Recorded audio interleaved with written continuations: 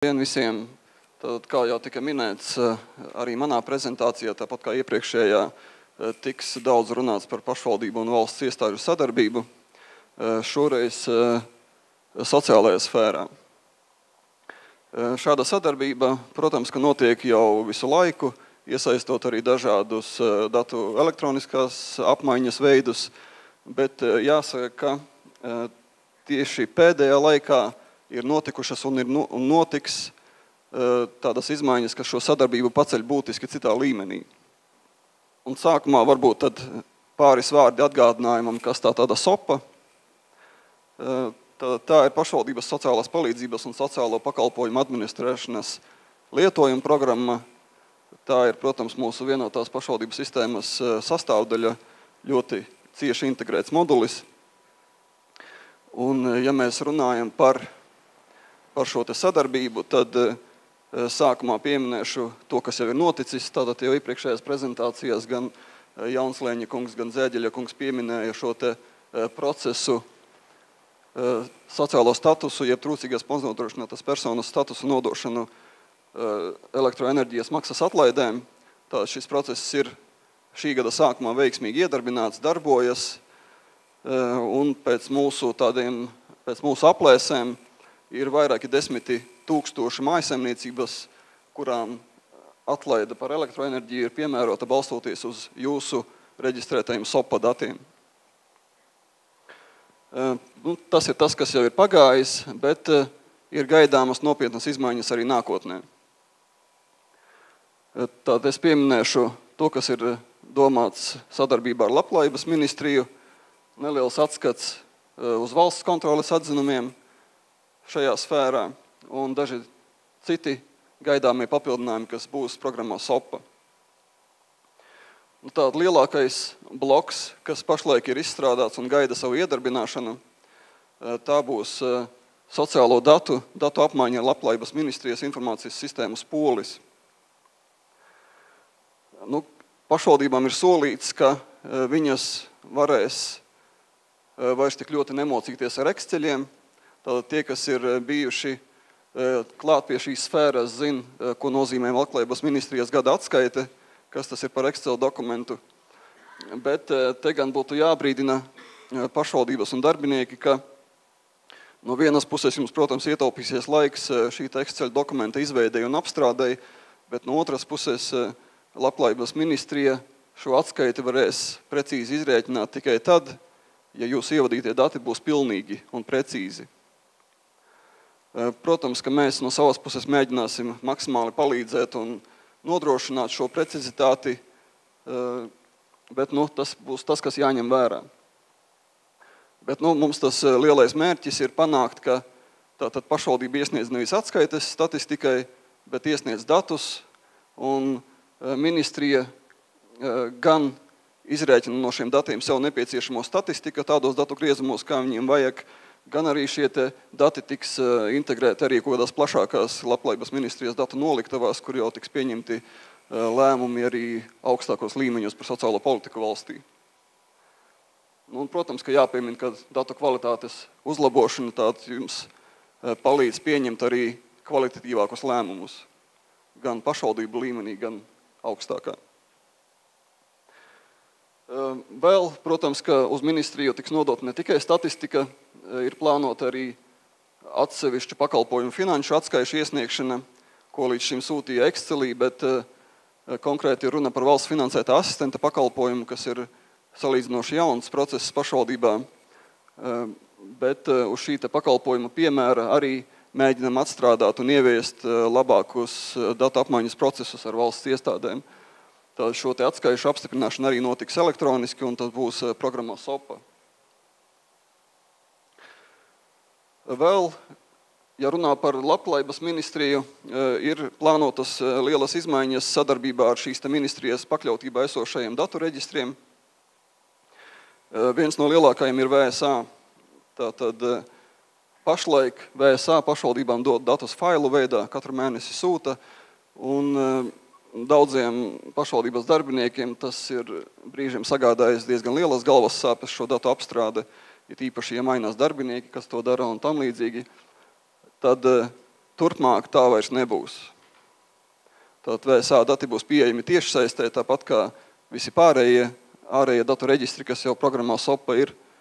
Arī šajā gadījumā būs par vienu personu, kas jūs interesē, varēs iegūt VSA datus un pat nedaudz vairāk nekā pašlaik viņi tiek doti.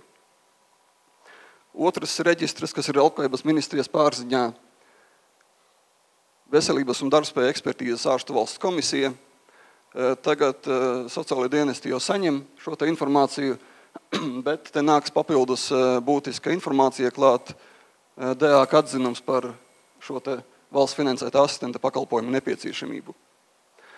Nu, un principā ir tā, ka ja šos datus jūs saņemsiet elektroniski, klientam arī varētu neprasīt to izziņu no DAK nest. Bet tas jau ir cits jautājums, nu tā, tur jau ir juridiski aspekti un tādas lietas. Tehniski to varēs darīt. Un vēl viens datu reģistrs ministrijai valsts sociālās aprūpes centru, jeb pansionātu rindas. Pašvaldībai ir būtiski uzzināt izmaiņas šajā rindā. Rindu administrē ministrija, bet informācija par izmaiņām jāsaņem pašvaldībai. Piemēram, tas ir svarīgi tajos gadījumos, kad persona tiek izņemta no rindas un sāk saņemt pakalpojumu valsts pansionātā. Tad pēc būtības persona pāriet valsts aprūpē un vairs nav pašvaldības aprūpē. Tātad, ja ir kaut kādi piešķirti pabalsti neizmaksāti, jāpārskata vai nav jāpārtrauc un tam līdzīgi. Tātad, arī te ir svarīgi pašvaldībai saulaicīgi saņemt šo informāciju. Un to jums palīdzēs nodrošināt programmu SOPA arī.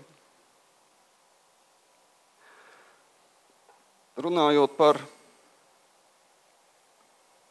datu saņemšanu no ārējiem reģistriem un par sociālās palīdzības sfēru vispār, šī gada sākumā arī publiskajos masu mēdījos izskanēja diezgan plaši ziņas par valsts kontroles veiktajām revīzijām un publiskotajiem atzinumiem. Nu, un tā kā, protams, SOPA ir diezgan svarīgs instruments šajā te pašvaldības procesā, arī vārds SOPA tajos atzinumos tika pieminēts diezgan bieži. Mēs tam pamēģinājām izvilkt dažus kaut kādus aizrādījumus, atzinumus un pielikām pretī, kā tad īsti programma SOPA varētu kaut ko palīdzēt pašvaldībām. Nu, piemēram, viens no punktiem bija, ka valstī iesniegtie statistikas pārskatu dati nesakrīt ar pašvaldības grāmatvedību iesniegtajām atskaitēm.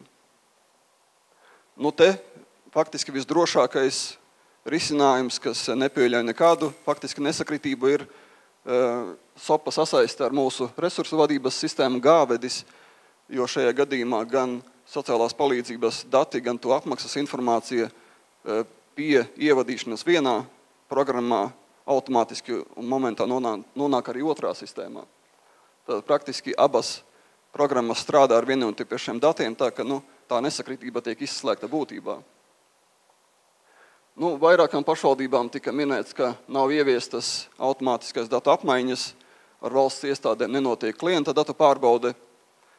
Tātad nedaudz tālāk dažos slaidos parādīsies. Šos ārējos reģistrus visus var pieslēgt. Cita lieta, cik tas ir ērti, kā kurā gadījumā jau minētie līguma jautājumi un tam līdzīgi.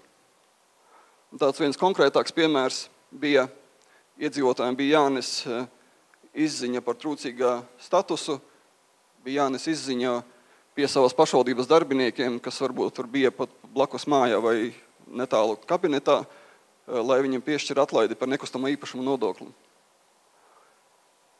Programmā SOPA ir automātiska datu nodošana iespējama, tātad nekustamo īpašuma nodokļa speciālistiem tas ir jāzina un to visu var ieslēgt. Jāsaka, ka joprojām visas pašvaldības vēl neizmanto šo iespēju, tātad aicinām to darīt. Tātad nekustamo īpašumu nodokļa speciālisti droši vien, kas zina, kā viņiem nonāk šīs te atlaides pie viņiem, vai elektroniski, vai izziņas nes. Un tāds punkts, ka valsts kontrole ierakstīja, ka nav pašvaldībā kvalitatīva, saprotama un caurskatāma sociālās palīdzības informācijas sistēma. Mums tur ieteikums ir ļoti skaidrs, ieviest mūsu sociālās palīdzības administrēšanas programmu SOPA.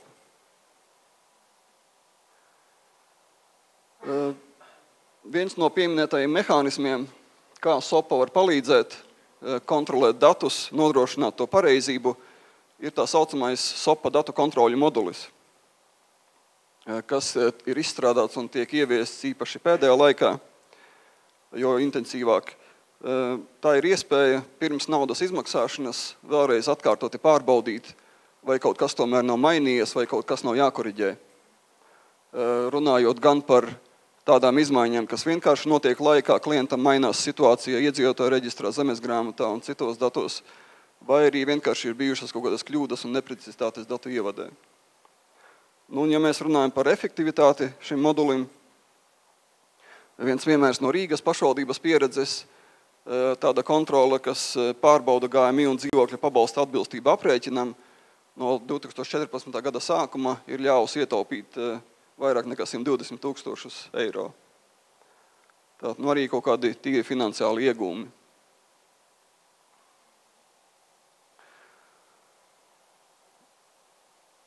Vēl runājot par reģistriem, tātad arī iepriekšējos slaidos tika pieminēti daži no šiem nosaukumiem. Un te ir tas piemērs, kur Zēģeļa kungs jau iesāka, teiksim, par šo vīziju. Te ir viens piemērs, kā tas virzās uz priekšu. Pagaidām varbūt vēl nenotiek tik labi līgumu jautājumos, bet sasaist ar šiem reģistriem un šo datu nodošanu reģistriem finansē Valsts reģionālās attīstības aģentūra. Tātad, jā, viņi saprot pašvaldības un nāk pretī un palīdz veidot risinājumus, kas ir vajadzīgi visām pašvaldībām. Nu, un sociālajiem darbiniekiem būs pieejami jauni dati. Lauku atbalsta dienests, tas ir maksājumi. Valsts tehniskās uzraudzības aģentūra, tie ir īpašumā esošie traktoru līdzekļi. Valsts zemes dienesta kadastra reģistris, tas ir nekustamie īpašumi, jo īpaši jāuzsver, ka tie, kas nav reģistrēti zemesgrāmatā, jo zemesgrāmata jau pašlaik visiem sociālajiem dienestiem ir pieejama programmā SOPA. Uzņēmumu reģistris, kur būs papildus iespēja iegūt personas maksātnespējas datus un laulību līgumus, kas dod diezgan lielu informāciju par klienta materiālo situāciju, kas ir svarīgi sociāla dienesta darbiniekiem. Un papildus dati no valsts ieņēmuma dienesta, darba vietas, nodoklis, apgādājumie, nodokļu parāds. Plusiņš pie vid ir pielikts tāpēc, ka ir solīts, ka viņi uzlabos arī veiktspēju un atrisinās problēmas ar kļūdām, kas droši vien, ka daudz ir dzirdējuši, tā vid datu iegūšana nemaz tik raiti pašlaik nesokas. Nu, noslēgumā atgādinot statistiku un atgādinot iespējas, kur tad mēs vēl varam uzlabot kopīgi. Pavisam SOPA ir vairāk nekā 10 ārēji reģistri pieslēgti. Tā ir praktiski sistēma, kur pašvaldības darbinieks redz visvairāk par savu klientu, par iedzīvotāju. Un tie, kas mums būtu jāpieslēdz vēl, te ir uzskaitīti. Tas ir valsts ieņēmuma dienests, jau esošie dati, kas nāk ar ienākumiem. Uzņēmuma reģistris, pie uzņēmuma reģistrā ir tāda piebilde, ka pašlaik tā galvenā informācija, kas pašvaldībām sociālajiem dienestiem ir vajadzīgi, no uzņēmuma reģistra patiešo viņi nevar saņemt, tie ir dati par personas īpašumā esošajiem uzņēmumiem. Tātad pats uzņēmuma reģistrs tādu servisu nepiegādā, bet par maksu to piegādā Lursoft, tāpēc vairākas pašvaldības šo iespēju izmanto. Nākotnē ceram, ka uzņēmuma reģistrs arī to nodrošinās, un tad būs iespēja pašvaldībām arī šos datus saņemt bezmaksas no uzņēmuma reģistra. Veselības un darbspēja ekspertīzes ārstu valsts komisija, kas arī pēdējā laikā tiek plaši pieslēgta, bet vēl tātad visiem nav. Nu, runājot par to, kāpēc nav, tas visbiežāk ir tas pats līguma jautājums. Šīs visas iestādes prasa noslēgt līgumu. Diemžēl līgumu, ja papildinājumus līgumos daudzreiz prasa arī, lai pieslēgtu jaunus datu izmantošanas mērķus, piemēram, tas pats iepriekšējā prezentācijā minētais zemesgrāmatas gadījums, sociāla dienesta vajadzībām visām pašvaldībām ir līgumi ar tiesu administrāciju.